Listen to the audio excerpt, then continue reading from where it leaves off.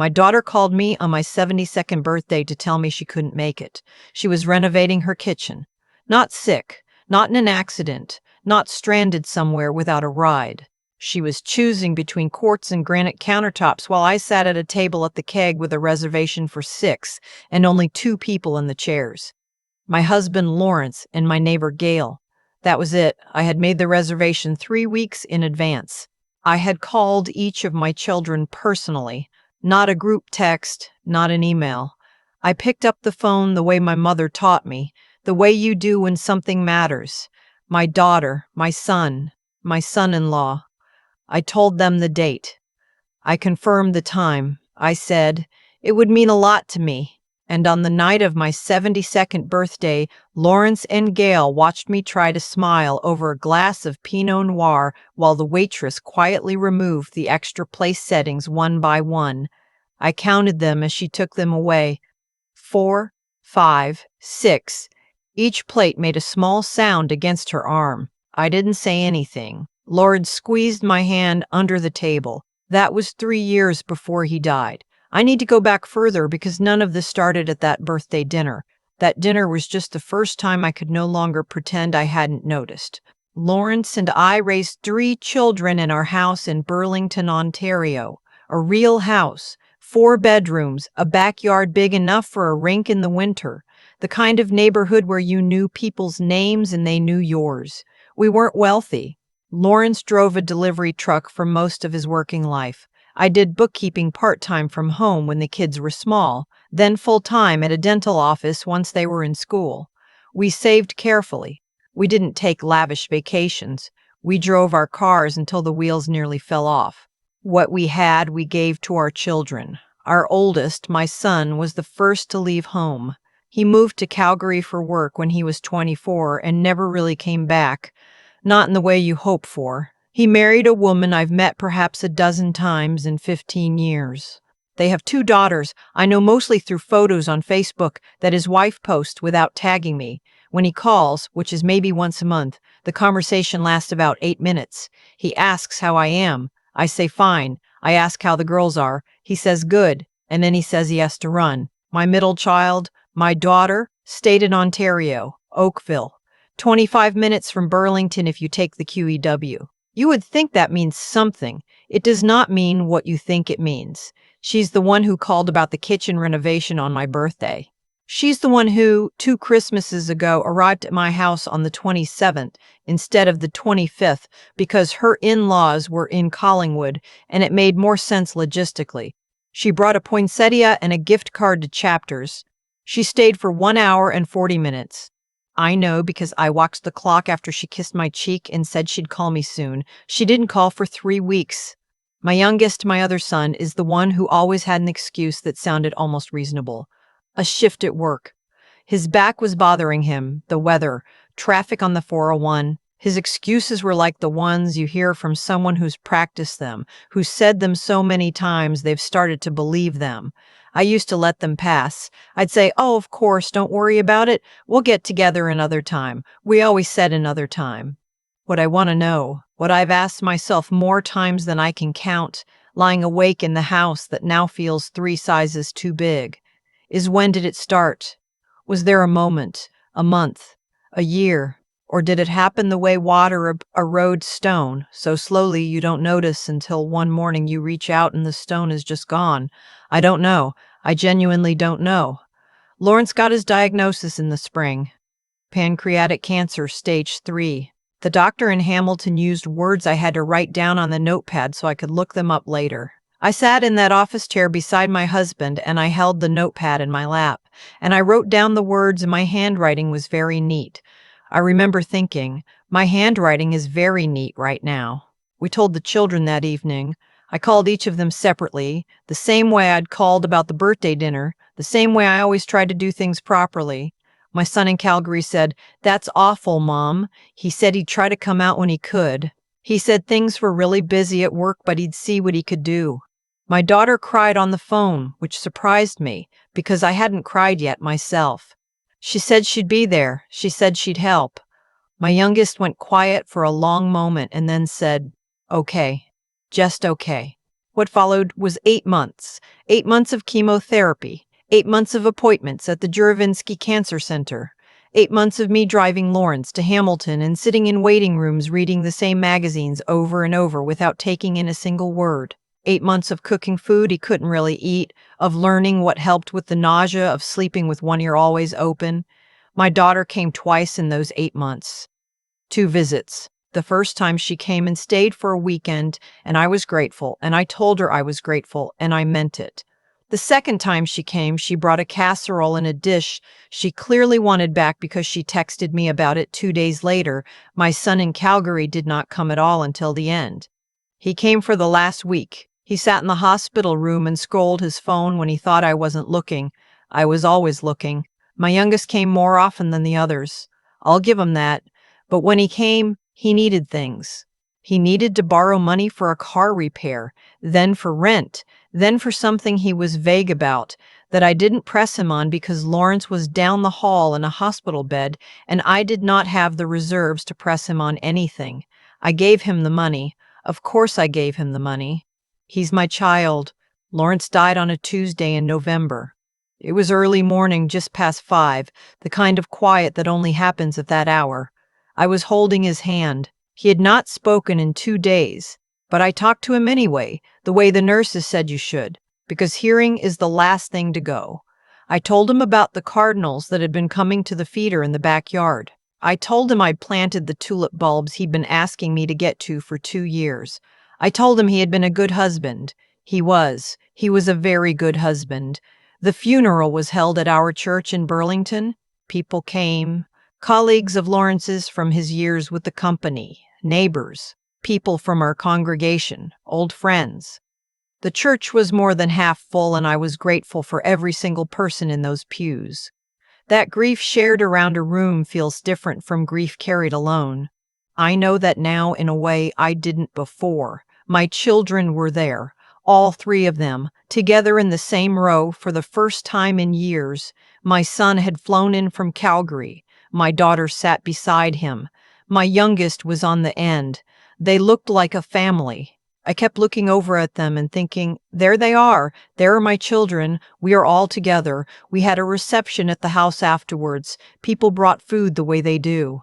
My counter was covered in casseroles and squares and a ham from the Fletchers down the street who've known us for 30 years. People told stories about Lawrence. I stood in my own kitchen and cried and laughed and felt, for a few hours, like I was not completely alone. My son flew back to Calgary the next morning.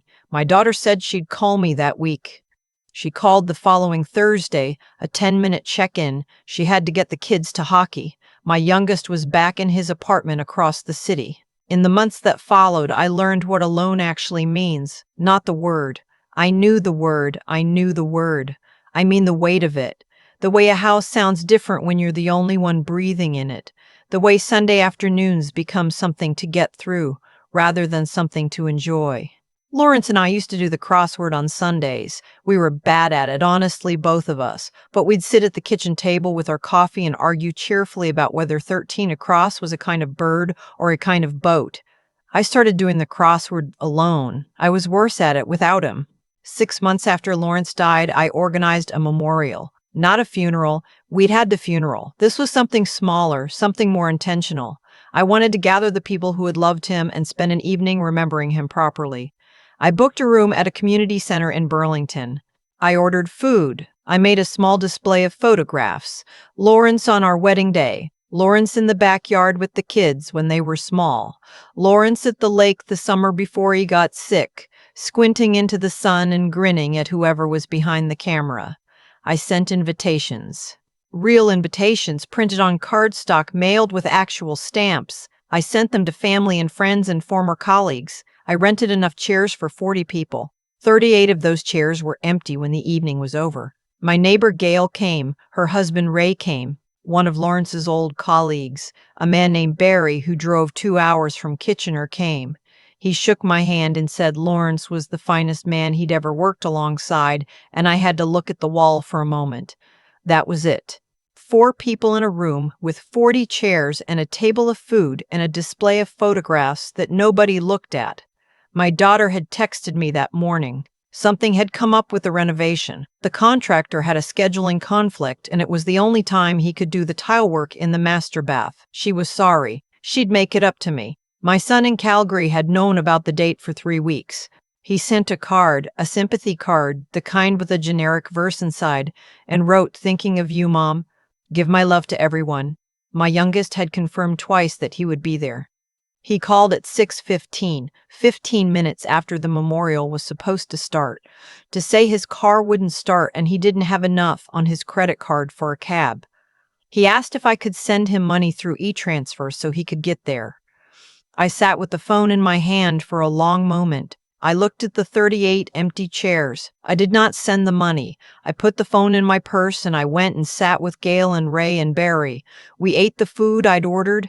We talked about Lawrence until we'd all said what we needed to say. Barry told a story about Lawrence that I'd never heard, about an incident with a forklift and a skid of frozen peas in 1987 that apparently became legendary at the depot. I laughed until I had to wipe my eyes. When I drove home that night, I sat in my car in the driveway for a while before I went inside. I thought about what Lawrence would have said. He was a plain-speaking man, Lawrence, not given to long philosophical discussions, but he had a way of cutting directly to the thing. He would have said something like, "Vera, people show you who they are. You just have to decide if you believe them." I thought about that for a long time. I want to be honest about something, because I think if I'm not honest, this becomes just a story about bad children and a saintly mother, and that's not what this is. Not exactly. I made mistakes with my children. I know that. I was too easy on my youngest financially. I gave him money when I should have made him find his own way, and I think I may have taught him that I would always be there with a safety net no matter what. That's not entirely his fault. Some of that is mine. I was too available for my daughter in some ways, and not available enough in others. When she was young, I worked a lot, and I've carried some guilt about that. I wonder sometimes if she learned to get along without me when it mattered because she had to, and if somewhere in there she stopped expecting me to matter at all. My son in Calgary. I don't entirely understand what happened with him. He left and kept leaving year after year. And I don't know if he was running from something or towards something, or if Burlington just stopped feeling like home long before I understood it had. When I try to have a real conversation with him now, he gets uncomfortable in a way I can't quite read. Like there's something he can't bring himself to say. I've asked. He says there's nothing. I don't know what to do with that. What I do know is that after the memorial, after those 38 empty chairs, something shifted in me. Not hardened. That's not the right word. Clarified, maybe. Like when you've been squinting at something for too long and you finally put your glasses on. I'd spent years accommodating, adjusting, making myself smaller so the discomfort of honesty would never land. I'd said it's fine when it wasn't fine. I'd said don't worry about it when I was in fact worrying about it considerably. I'd said I understand when I didn't understand at all. I stopped saying those things. I had a conversation with my youngest about 3 months after the memorial, a real one. He called asking about money again. He'd gotten behind on his rent, and he was worried about eviction. He asked if I could lend him $800 just until he got back on his feet. I said no. He was quiet for a moment. Then he asked why. I told him, not in anger. I was tired of anger by then, tired of carrying it around. But plainly, I told him that I'd been counting and that over the past 4 years I'd given him close to $12,000 in small amounts that were called loans, but that we both understood were not loans. I told him that I had stood in a room with his father's photographs on a table and 38 empty chairs, and he had called me asking for cab money instead of finding another way to get there. I told him that I loved him. I want to be clear that I told him that first, but I told him that I could not keep filling a hole that he seemed determined to keep digging. He didn't take it well at first. He said I was being unfair. He said I didn't understand what his life was like. He said his father would have helped him. That last one landed somewhere it probably shouldn't have. I had to take a breath. I said, your father gave you everything he had for 30 years, and you couldn't be bothered to find a cab to sit with his memory for one evening. I'm not sure you get to invoke his name right now." He hung up. He didn't call for 6 weeks. When he called again, his voice was different, quieter. He asked if he could come over for coffee. He came on a Saturday afternoon and we sat at the kitchen table where Lawrence and I used to do the crossword, and for the first time in years, my son looked at me like I was a person instead of a resource. He said he knew he'd treated me badly. He said he didn't have a good explanation for it, only that things had gotten out of hand gradually and he'd gotten into the habit of taking instead of giving, and he hadn't noticed until he was told directly. He said he was sorry. He said it twice. The second time he meant it more. I don't know what comes next with him. I don't. That conversation was a beginning, not a resolution, and I'm old enough now to know the difference. But it was something. It was a real something. My daughter and I have not had that conversation yet. We still speak. We still have the surface of a relationship, phone calls, the occasional lunch. She came for Thanksgiving and brought a very nice bottle of wine and helped me with the dishes. It looks fine from certain angles, but I know what's underneath it, and she knows I know, and neither of us has decided yet what to do about that. I think about the birthday dinner sometimes. 4 years ago now, Lawrence squeezing my hand under the table, the waitress taking away the plates. I think about how I smiled through the whole thing. I don't want to smile through things anymore, not at 73. Not at this point in my life when the years feel less like a long road ahead and more like a modest garden I'm being asked to tend carefully. My son in Calgary surprised me last spring. He called on a Thursday, which was already unusual. He normally calls on Sundays briefly. He asked if he could come visit for a week. He said he'd been thinking about things. He said he wanted to see the house again, the house he grew up in. He came in May. He slept in his old room. He helped me clear out some of Lawrence's things that I'd been putting off. His clothes, his tools in the garage, the fishing equipment that had been sitting untouched in the corner since the previous October. One afternoon, we were going through a box of old photographs, and he picked up a photo of Lawrence from maybe 1992, standing in the backyard in the snow, holding a hockey stick and grinning at the camera.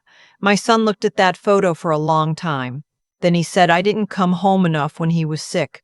I know that. I don't have a good reason. I just kept thinking I'd come the next time, and then there wasn't a next time." I didn't say anything for a moment. Then I said, "There never is there?" He nodded. He put the photo down carefully. He picked up the next one. We didn't solve anything in that conversation, but we were honest in the same room at the same time, which is more than we'd managed in a long while. I want to tell you something about this house. It's too big for me now, objectively. 4 bedrooms, a yard I can't keep up with the way Lawrence did. My niece have opinions about the stairs. Gail has been telling me for 2 years that I should downsize, that there are lovely condos near the lake, that it would be a fresh start. I'm not ready to leave. Not yet. Because this house is where my children grew up. It's where I still have the pencil marks on the kitchen door frame from when we measured their heights every September. My daughter's name is still there, in Lawrence's handwriting, with a small L and a circle, because she was always so proud of standing a little taller than her younger brother in the year she was 9. I look at that door frame more than I should, probably. But I also look at my backyard, where the tulip bulbs I planted the fall Lawrence died came up in the spring, exactly the way they were supposed to. Pink and white, and one determined yellow one that came up slightly sideways, listing toward the fence like it couldn't quite get its bearings. I understand that tulip. I've been getting my bearings for 3 years now. I think I'm almost there. My youngest came for dinner last Sunday. He brought dessert, butter tarts from a bakery near his apartment, the kind with the flaky pastry that Lawrence loved. He sat at the kitchen table and told me about a new job he's interviewing for, and there was something in his face that I recognized from when he was young, a kind of cautious hope that I'd missed seeing. I made tea. We talked for 3 hours. When he left, he hugged me at the door and said, "Same time next week." I said, "Same time next week." I stood in the doorway and watched him walk to his car, and I thought about Lawrence, the way I do most days, and I thought, you were right. People show you who they are. You just have to decide if you believe them. And then I have to decide something harder, what to do when they start showing you something different, when the person you thought you knew begins, slowly and imperfectly and without any guarantee, to become someone better. I'm still figuring that out, but my door is opened. It has always been open. I just stopped pretending it didn't matter whether anyone walked through it. I still have the pencil marks on the kitchen door frame. Lawrence's handwriting, my daughter's name, a small circle with an L because she was so proud of being taller than her brother that year. I haven't painted over them. I don't think I will. There's something I've come to understand slowly, the way you understand most things that actually matter. Not in a flash, but over years of living quietly with the evidence. The way we treat the people who love us unconditionally tends to follow us. Not as punishment, not as some cosmic reckoning I can point to and explain, just as consequence, the natural weight of choices accumulated over time. My youngest spent years taking from the people closest to him, not because he was cruel, but because nobody ever made the taking uncomfortable. I was part of that. I kept the door open and the account full and told myself it was love. It was love. But it was also the kind of love that asks nothing in return. And I think that kind of love, unchecked, can quietly teach a person that they owe nothing. When I finally said no, when I stood in that room with 38 empty chairs and did not send the e-transfer, something shifted. Not in him, not immediately, in me. I stopped managing his comfort at the expense of my own dignity. That took more courage than I expected. I am not a confrontational person by nature. Lawrence was the plain speaker between us. I was the one who smoothed things over, who said don't worry about it, who kept the peace at the cost of saying what was true. Learning to say the true thing, clearly and without apology, at 72 years old. That required something I can only describe as deciding finally that I was worth the honesty. What I saw in my son when he came back, when he sat at the kitchen table and actually looked at me, was someone using his head for the first time in years. Not just reacting, not just asking. Actually thinking through what his choices had cost, what they'd cost me, what they'd cost him and the kind of person he was becoming. That's not a small thing. That kind of clear-eyed reckoning is genuinely hard. I watched him do it, and I felt something I hadn't felt toward him in a long time, which was respect. And then he kept showing up. Sunday after Sunday. Butter tarts from the bakery. 3 hours of real conversation. That's not grand gestures. That's just a person deciding week after week to do the steady, unremarkable work of being present. That's what I think character actually looks like, not the dramatic moments, but the ordinary ones you choose to show up for when nobody's watching and nothing's required of you. I don't know yet what happens with my daughter. I don't know what my son in Calgary is still carrying that he hasn't said out loud. I'm not a woman who wraps things up neatly at the end. Life in Burlington at 73 doesn't work that way. But I planted tulip bulbs the fall Lawrence died, and they came up in the spring. Every one of them, that sideways yellow one included.